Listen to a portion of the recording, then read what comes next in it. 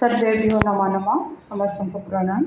सर्वप्रथमे जगन्नाथ जी को मत प्रणाम जनावि। संन्यासं कर्मणां कृष्ण पुनर्योगं च संसति यच्छेयायतयोरेकं तन्मे ब्रूहि सुनिश्चितम्। सम्मान्य पूज्य श्री श्री गजपति महाराज को मोर प्रणाम तथा सुदूर दक्षिण आफ्रिकार आसीथिबा श्री अभयानंद जी को मोर प्रणाम जनाऊँगी।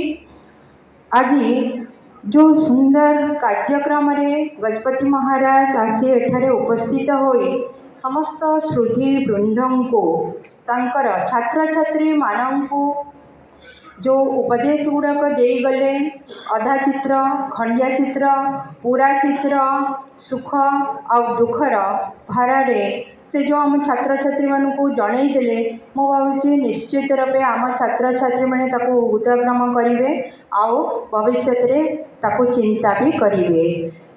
गजपति महाराज जो आसिकी आम पाखे रही काली इनागुरेशन थिला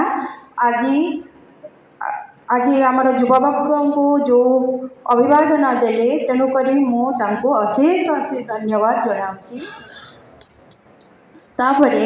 आमर सुदूर दक्षिण अफ्रिकार गजपति महाराज भी कहीदेले से विश्व शांति प्राप्त अभयानंद जी आम पाखे आज उपस्थित अच्छा।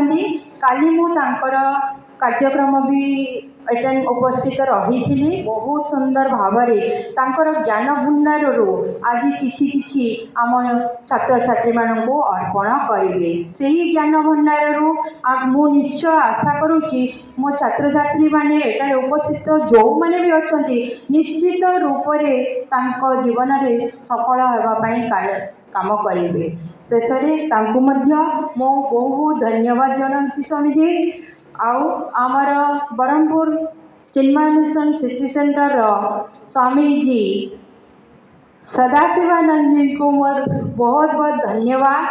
जो आमर ब्रह्मपुर रे सबु वर्ष यही कार्यक्रम अनुष्ठित होची जो प्रचेषा उद्यम सबु स्कूल जाइकी से समस्त को मोटिवेट करी एवर्ष आमर इंडिया बुक ऑफ रेकर्ड रे जो स्थान पाई से सब हूँ आमर सदाशिवानंद जी उपचेष्टा प्रति वर्ष यही ज्ञान यज्ञ यहीपरी भाव में अनुष्ठित चिन्मय मिशन उद्देश्य यह जे समस्त घरे समस्त पाखरे गीता पाठ कराइबा।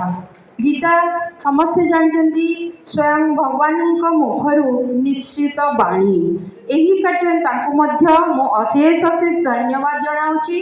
स्वामी को मुझे धन्यवाद जनाऊँगी पुणी थे जी मते ये धन्यवाद अर्पण करने को सुजोग देथिबारु आठारे परोक्ष प्रत्यक्ष जो मैंने भी उपस्थित अच्छा यही कार्यक्रम को सफल करने को उद्यम उद्यम पूरा प्रचेषा लगी माने गोटे मास आरंभ यही कार्यक्रम होती जो द्वारा आम सफल हो पारिछे। यही कार्यक्रम 6 दिन धरी चलो स्वामी श्री अभयानंद जी 6 दिन धरी आम ग्रहण में उपस्थित रही आम्भ मानू नीतिवाणी शुणाइबे। शेष मोर समस्त को धन्यवाद कहूँ।